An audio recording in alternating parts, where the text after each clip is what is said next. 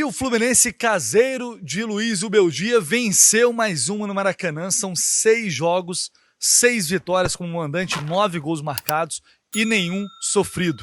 É desse jeito que o Fluminense vai aos trancos e barrancos, com toda a dificuldade, alternando bons jogos com atuações pavorosas, como a gente viu diante do Ceará. É assim que o Fluminense conquistou uma vitória enorme, gigantesca. E quando eu falo isso, não foi porque o Fluminense deu um show de bola aqui no Maracanã, um espetáculo, e humilhou o Mirassol. Não.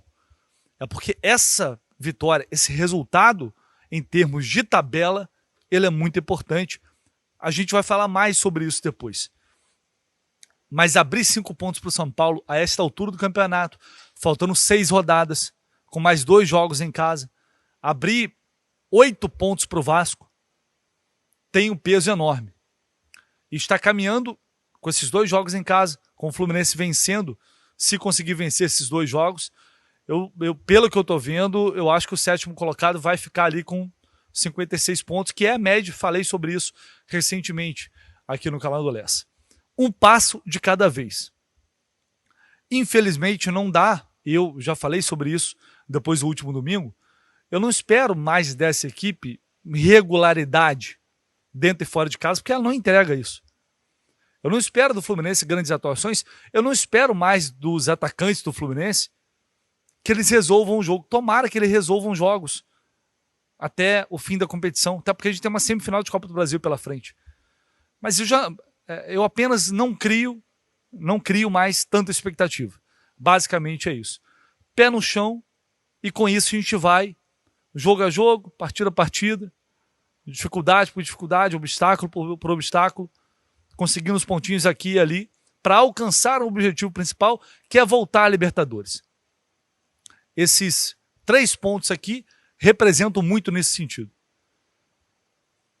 Quando a sorte sorri para você, o ideal é que você sorria para ela também. Hoje a sorte sorriu para o Fluminense. O famoso gol cagado finalmente entrou em ação. Quantos jogos o Fluminense perdeu, levou o gol no final, foi castigado? Quando acontece a nosso favor, a gente tem que comemorar. É assim. Mas mais do que isso, a vitória aqui no Maracanã hoje, para mim, foi uma vitória super justa. O Fluminense mereceu vencer o Mirassol. Que, veja lá, não foi qualquer adversário, não é qualquer adversário. O campeonato diz isso. Até a noite desta quinta-feira, o Mirassol tinha perdido 5 jogos.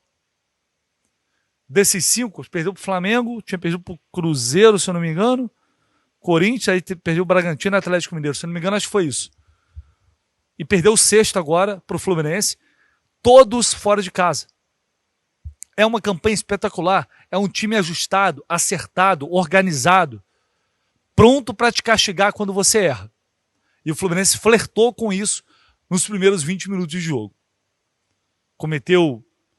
Cedeu alguns espaços, uma marcação que estava muito frouxa no meio de campo, subiu algumas vezes para fazer pressão, totalmente desorganizado e fatalmente abrindo espaços atrás. E por pouco o Mirassol não se aproveitou disso, teve uma chance logo de cara com o Negueba, com o Fábio fazendo a defesa. Teve uma outra chance também com o Iago Felipe, que finalizou, mas isso foi mais para frente no primeiro tempo. Já vou falar logo das 3 chances, para mim, mais perigosas, mais claras, que o Mirassol teve. Essa finalização do Iago, e teve também o João Vitor cabeceando uma bola quase embaixo do gol, que poderia ter feito ali também o primeiro gol do Mirassol. Fora isso, a gente viu um Fluminense tendo uma atuação quase nível, porque é difícil chegar naquele nível, mas quase nível Ceará. Aqueles primeiros 20 minutos ali foram assustadores. Erros de passe aos montes, como não é de surpreender, passes fáceis, simples, e que comprometem demais o jogo ofensivo. Porque quando você está saindo, uma dificuldade enorme de sair, para começar. Quando conseguia sair de trás, e aí você está passando no meio de campo, na transição, para ligar um passe, para deixar o atacante numa condição de chegar na área e finalizar, o Fluminense errava tudo. O Everaldo errou uns 3 passes desses, o Lúcio Acosta errou, teve um do Hércules também, Serna, enfim. Foi realmente um início muito ruim. Depois daquilo ali, superando aquele momento difícil, o Fluminense aos poucos foi entrando no jogo. Aos poucos foi chegando e foi criando ali as suas oportunidades. Antes do gol do Serna, já tinha chegado com o Canóbio, numa finalização lá pela direita, que ele bateu, o goleiro defendeu. E depois, se eu não me engano, acho que o gol do Serna sai 4, 5 minutos depois desse lance. Numa jogada ocasional, fortuita. A bola bateu, matou o goleiro, ótimo, e que bom. E o Fluminense faz o gol, o Mirassol naquele momento tinha finalizado mais. Tinha mais posse de bola, teve mais posse de bola o tempo inteiro. Mas quem chegou com mais perigo foi o Fluminense, que na reta final do primeiro tempo foi empilhando algumas oportunidades. Numa bola em que o próprio Everaldo melhorou um pouquinho depois no jogo. Ele recebe, vira para o Canóbio lá na direita, contra-ataque, ele entra, bate na rede pelo lado de fora. Depois tem uma jogada espetacular, um pecado não ter terminado em gol, que é aquela bola que o Acosta dá uma caneta no Neto Moura no meio de campo, depois aciona o Everaldo, que dá um lindo passe de calcanhar e ele finaliza em cima do goleiro. E ainda teve mais uma oportunidade. Depois de uma jogada de novo do Acosta, passe espetacular para o René, ele cruza, o Everaldo salva uma bola de bicicleta praticamente perdida e por muito pouco o Canóbio não conseguiu fazer o segundo gol do Fluminense ali. Então veja bem, foi um final de primeiro tempo totalmente diferente do início do primeiro. O Fluminense terminou bem o primeiro tempo. Poderia ter chegado ao segundo gol, mas não chegou. E aí a gente vai entrar, a partir de agora, na grande dificuldade que o Fluminense tem. Primeiro, vamos lá. O segundo tempo começa movimentado pra caramba também, assim como foi o primeiro. O segundo tempo com o Mirassol ali pressionando, bola na área, até que, não sei se foi, acho que foi o próprio Neto Moura que cabeceou uma bola, passou raspando a trave do Fábio. Mas nisso o Fluminense já tinha construído talvez a sua melhor oportunidade na jogada pela direita, que o Canóbio deu passe pro Acosta, que finaliza bem e de novo bateu em cima do goleiro. Era ali a chance de fazer o segundo gol. O Fluminense perdeu de novo. Depois o Mirassol vai para uma bafa ali, tem essa chance, essa cabeçada, dá uma pressionada e de novo o Fluminense conseguiu sair ali daquele momento ruim de estabilidade. E a partir daí começa a, de novo, controlar a partida e não levar mais sustos do Mirassol. E praticamente não levou mais no segundo tempo. Se a gente for pegar as oportunidades, de novo, as melhores foram também com o Fluminense. Teve chance com o Canóbio, essa com a Acosta que eu citei. Teve a chance com o próprio Serna puxando o contra-ataque lá pela esquerda. Um bom contra-ataque, por sinal. Ganhou na técnica, ganhou na força. Rolou para trás e aí depois o Canóbio pegou de letra e quase fez um golaço.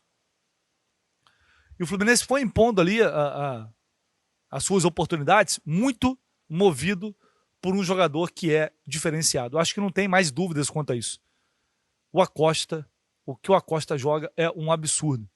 Todas as bolas, todos os lances perigosos do Fluminense têm a participação dele. Não tem jeito, ele faz o time jogar. Eu tinha falado isso no pré-jogo. Hoje o Fluminense depende. O setor ofensivo do Fluminense depende do Acosta. E veja bem, esse discurso que não cabe mais, esse discurso que a bola não está chegando para o centroavante. É por isso que ninguém dá certo. Não, desculpa. A bola está chegando. O Everaldo, inclusive, teve uma chance, uma cabeçada também dentro da pequena área. A bola está chegando, sim. Hoje chegou com os pontas, o Canóbio criou situações. No segundo tempo melhorou muito de rendimento. Fez o primeiro tempo mais ou menos, depois melhorou no segundo tempo. O Serna criou a situação. O Acosta, como sempre, criando situações. Só que a gente tem um problema grave, crítico. Não temos um finalizador.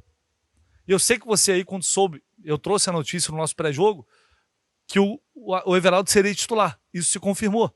E aí todo mundo ficou puto, revoltado, que não existe, que é um absurdo, que é jogador que não faz gol desde agosto. E sabe por que o Everaldo foi titular? A explicação está na entrada do John Kennedy. Quem não viu, se quiser se punir um pouco, pega o que foi a atuação do John Kennedy no fim do segundo tempo, depois que ele entrou. E aí você vai entender porque o Everaldo foi titular, com o Cano lesionado. Infelizmente, gente, a realidade é essa. Vai jogar o Everaldo aqui, deve ser titular também lá, no Mineirão, aí lá a gente vai pedir outro, vai pedir o John Kennedy de volta, aí daqui a pouco o Cano tá voltando, aí sai o John Kennedy, volta o Cano, aí sai o Cano, entra o John Kennedy de novo, e assim vai ser. Porque se tivesse alguém minimamente razoável, algum centroavante razoável, a gente não estaria tendo esse debate, essa discussão aqui. A situação é muito crítica. De novo, o Fluminense, por pouco, não perdeu pontos em casa, não complicou, e a gente fica naquela agonia, naquela tensão até o final, porque o time não consegue definir os jogos, não resolve, não mata o adversário. Hoje, de novo, foi isso. Se tivesse um centroavante em boa fase, jogando bem, tinha resolvido o jogo. A atuação do John Kennedy, depois que ele entra no lugar do Everaldo, cara, foi assim, ao mesmo nível que ele fez lá contra o Ceará. Aquela bizarrice lá. Essa é a realidade. Só que já há uma tendência geral a vaiar o Everaldo desde o início. E a atuação do John Kennedy consegue ser pior que a dele. É só ver os lances. Então, assim, é um problema que foi o que eu falei, eu não tenho mais esperança de ser resolvido. É torcer pro Samuel continuar fazendo gol, pro Canóbio voltar a fazer um golzinho, pro Serra fazer um golzinho, a Costa, Hércules, Martinelli, porque de centroavante eu não espero. Infelizmente. E hoje o Hércules jogou bem, mas o Martinelli fez uma partida abaixo para mim, e isso dificulta porque sobrecarrega muito o Acosta, né? Quando os dois não estão numa noite, uma tarde esperada, enfim. É uma questão que a gente vai levar até o final do ano. Esse é talvez o grande obstáculo que o Fluminense vai ter que passar por cima para sobreviver, chegar nesse G7 pelo menos e brigar na semifinal. O Fluminense vai ter que lutar contra as suas próprias limitações até o fim. A gente vai se irritar, a gente vai sofrer, vai viver nessa tensão. Não tem jeito. Não tem jeito. Só que, o que a gente quer?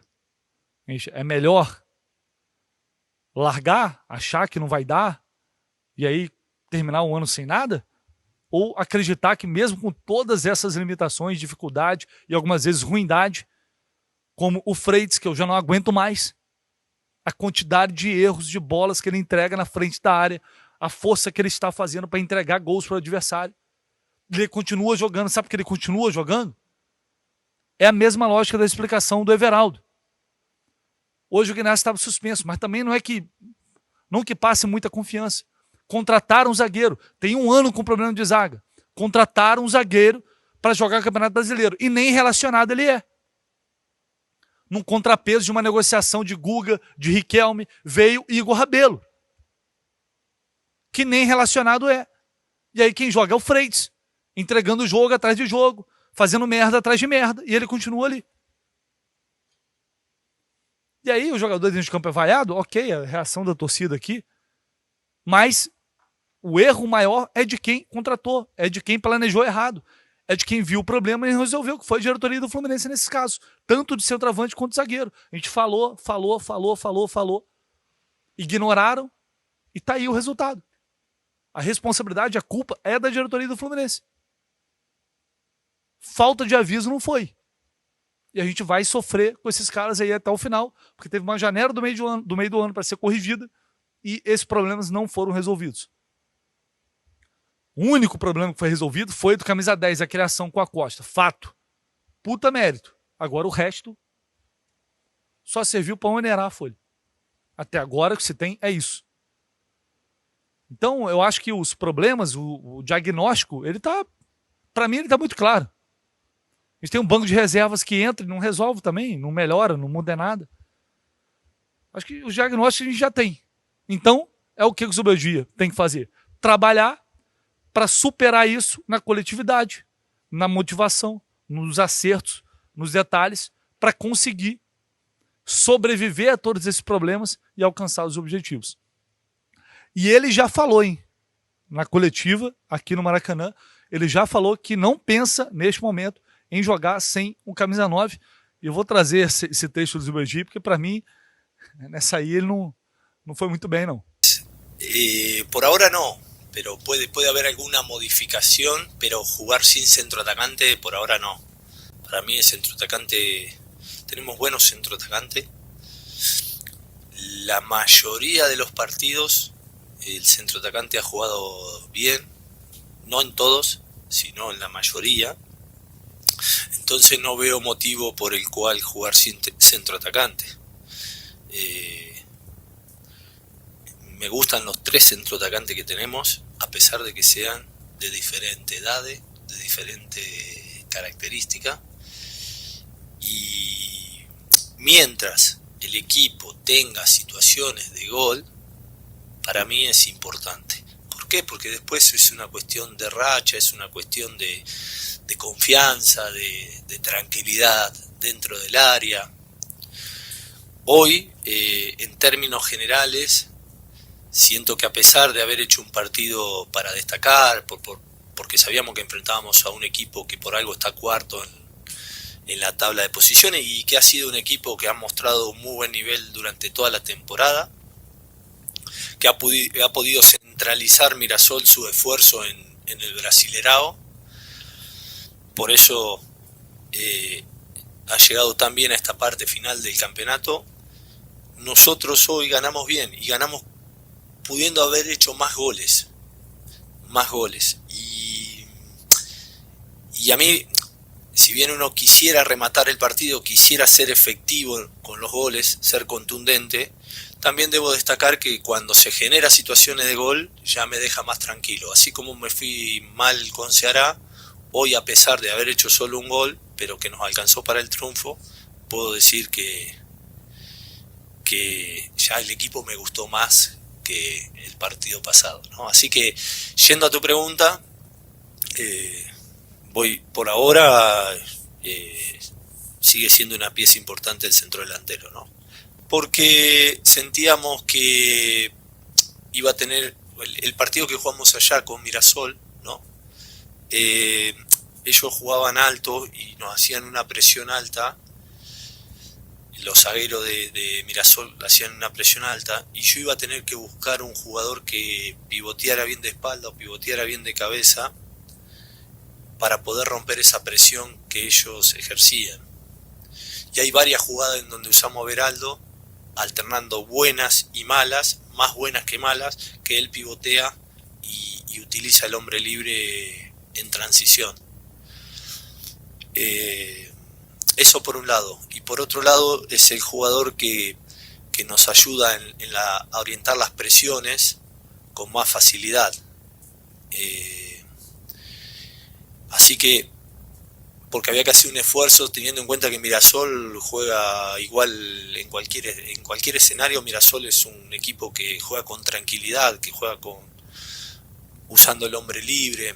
Entonces necesitábamos jugadores que interpreten mejor tácticamente esa cuestión y físicamente puedan responder, y creo que Luciano y Everaldo como punto de partida hicieron un buen trabajo, más lo que te comenté al principio de jugar de apoyo y los cruzamientos usar a Everaldo.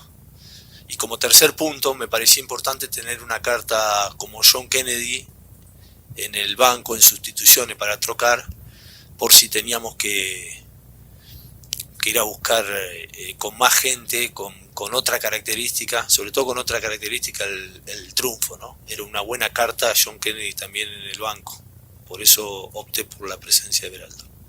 Creo que te expliqué bien, ¿no? Bom, vamos lá, né? Ele querer dar confiança para o jogador dele, natural. Ele não querer abdicar de jogar com um centroavante, porque faz parte da identidade de jogo dele. Ele precisa, ele gosta de ter essa referência para que o meia, o Acosta, ele possa se aproximar, possa fazer as tabelas. Para ele é fundamental ter essa referência. E até aí tudo bem. É a forma como o cara joga. Porque o debate é, não dá para tirar um centroavante? Não dá para jogar sem centroavante?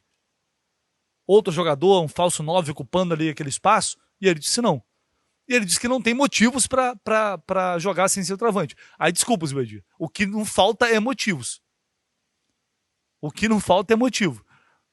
Os seus centroavantes são 2 gols em 21 jogos, sendo que um foi de pênalti. Até o gol do Serna, que foi numa bola que ia lá pro outro lado, pro meio da área, era um mês sem sequer um atacante fazer um golzinho.